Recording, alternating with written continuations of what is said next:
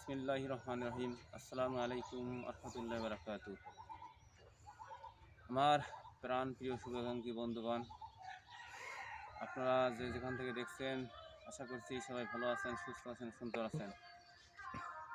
এবং এর সাথে আরও যুক্ত করছি আপনার পরিবারের সম্মানিত সদস্যবৃন্দ ভালো আছেন, সুস্থ আছেন, সুন্দর আছেন। আমি এই মুহূর্তে আপনাদের সামনে একটি ভিডিও নিয়ে হাজির হয়েছি।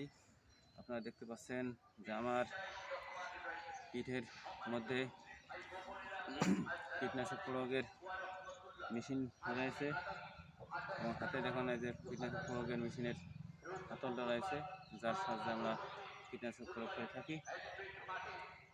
এখন যে কীটনাশক আমরা প্রয়োগ করবো, সেই কীটনাশকটি হচ্ছে যে জমির মধ্যে যে আগাছাগুলো রয়েছে এবং বর্তমান যে কুয়াশা রয়েছে, ঘন কুয়াশা, সেই ঘন কুয়াশা এবং আগাছার হাত থেকে রক্ষা করার জন্য, আসলে রক্ষা করার মালিক একমাত্র আল্লাহ। তারপরে আমাদের উপলক্ষ হিসেবে যেটা রক্ষা করার কথা বলি, সেই রক্ষা করার জন্য আমরা এই কীটনাশক প্রয়োগ করে থাকি। এই কীটনাশক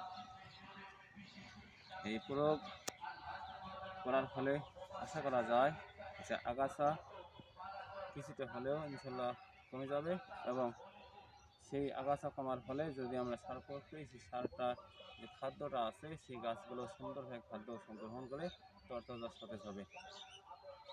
এই উদ্দেশ্যে আমাদের সেই কীটনাশক প্রয়োগ করা।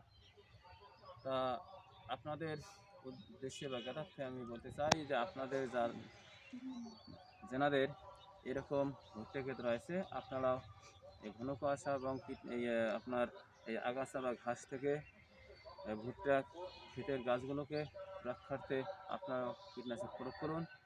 আপনাদের সকলের সুস্বাস্থ্য কামনা করে আমি আজকের মতো বিদায় নিচ্ছি। আল্লাহ হাফেজ। আসসালামু আলাইকুম রহমতুল্লাহি ওয়া বারাকাতুহু।